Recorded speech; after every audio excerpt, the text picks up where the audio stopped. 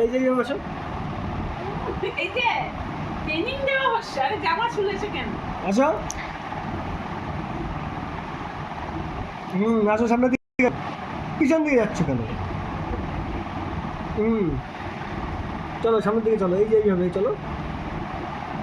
হ্যাঁ আসো, এবার আসো, এদিকে আসো, সামনের দিকে আসো।